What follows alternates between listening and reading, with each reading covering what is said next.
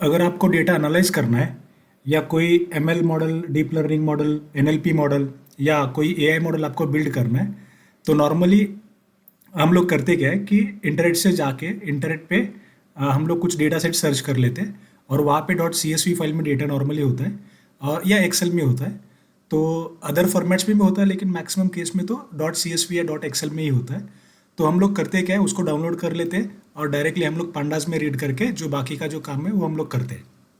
लेकिन actual industry में real time जब आप काम करोगे तो वैसे बहुत रेयर केस में होता है। आपको कोई dot C S V file या डॉट एक्सेल फाइल कोई देगा नहीं। आपको करना क्या पड़ता है, आपको डेटाबेस को कनेक्ट करना पड़ता है और डेटाबेस से डेटा पुल करना पड़ता है। तो आज का वीडियो यही टॉपिक पे है कि डेटाबेस से डेटा कैसे हम लोग फेच कर सकते हैं।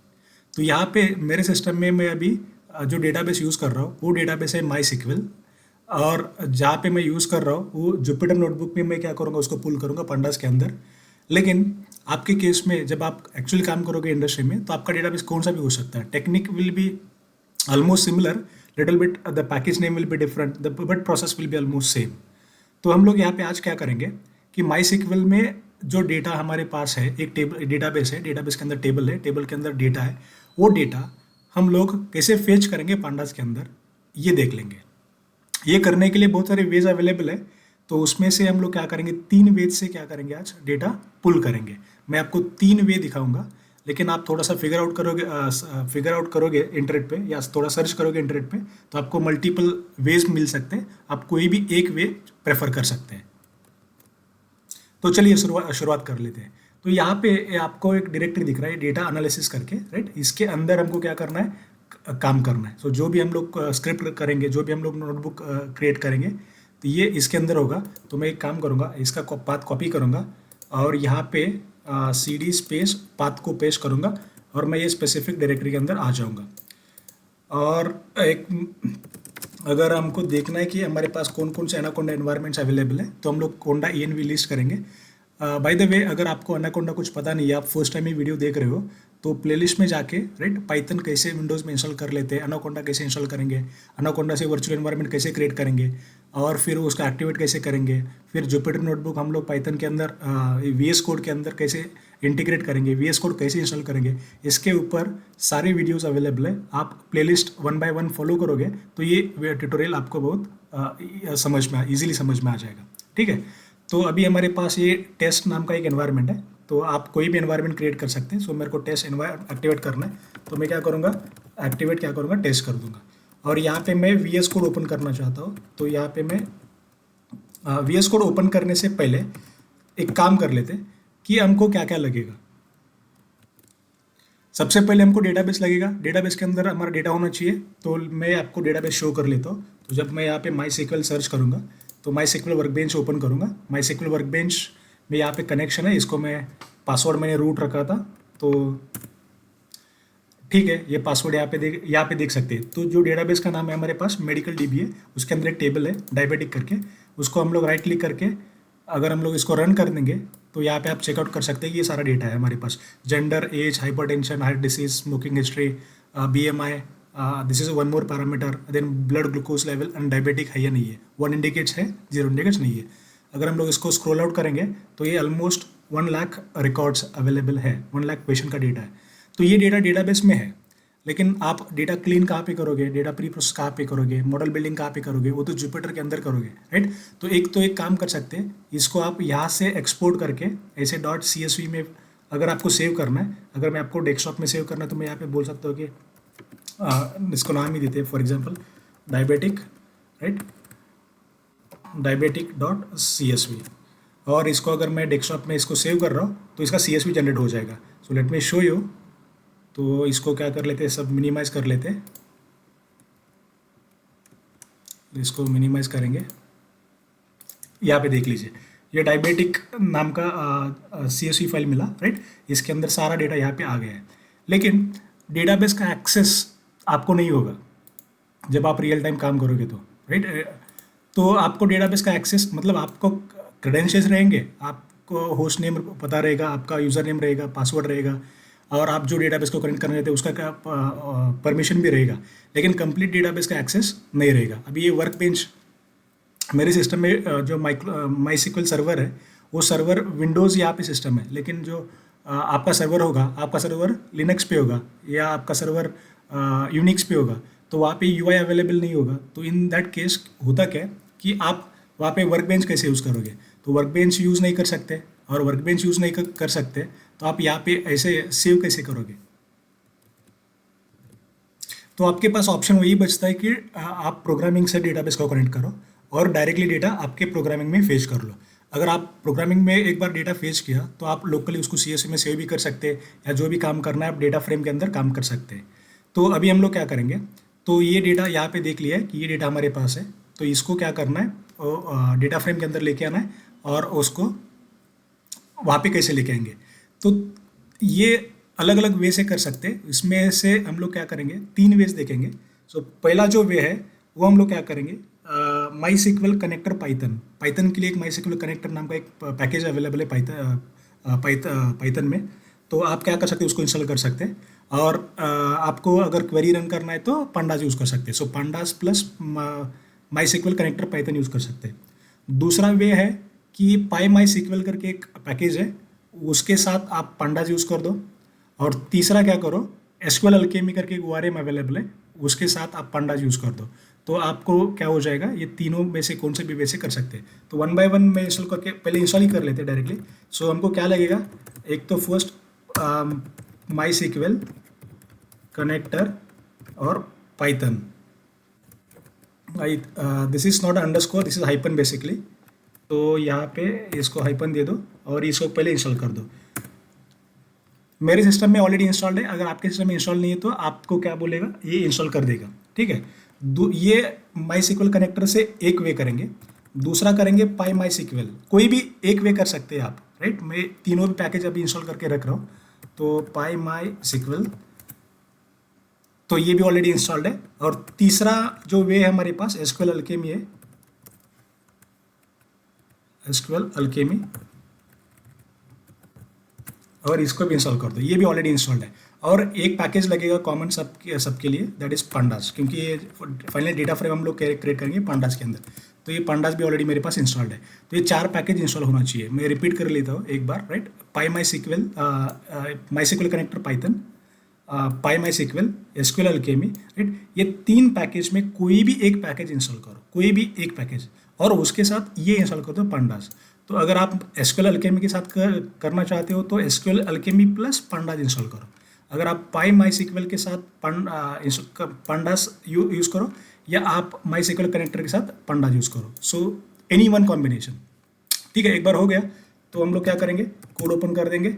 और कोड ओपन करने के बाद यहाँ पे एक नोटबुक क्रिएट कर देंगे। इसको मैं क्लोज कर लेता हूँ, इसको मैं क्लोज कर लेता हूँ। ठीक है, तो इसमें अभी डेटा एनालिसिस में मेरे पास कुछ भी नहीं है। ठीक है, तो मैं यहाँ पे एक नोटबुक क्रिएट कर लेता हूँ। सो फर्स्ट हम लोग करेंगे माई सिक्वल कनेक्टर से कनेक्टर, इसको नाम देंगे कनेक्टर डॉट IPYNB। IPYNB क्या है, basically that extension for notebook. तो यहाँ पे कर्नल सेलेक्ट कर लो, और कर्नल तो हमारा टेस्ट है। और यहाँ पे क्या करना पड़ेगा आपको, सबसे पहले पैकेज इंपोर्ट करना पड़ेगा, दोनों पैकेज। डेटाबेस का माई सिक्वल डेटाबेस कनेक्ट करने के लिए हमको पैकेज चाहिए माई सिक्वल, राइट, डॉट कनेक्टर। और दूसरा डेटा लोड करने के लिए, डेटा फ्रेम क्रिएट करने के लिए हमको चाहिए पांडास। सो पांडास एस PD।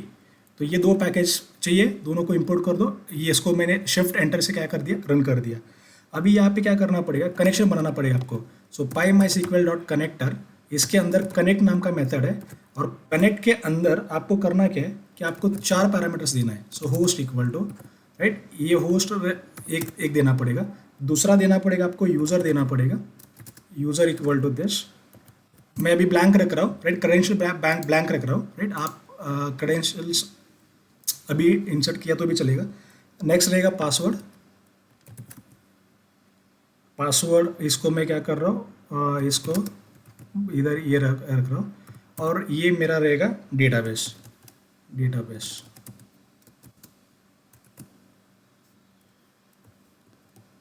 ठीक है, और ये जो कनेक्शन है इसको एक हम लोग ऑब्जेक्ट में स्टोर करेंगे। So this is the my connection object.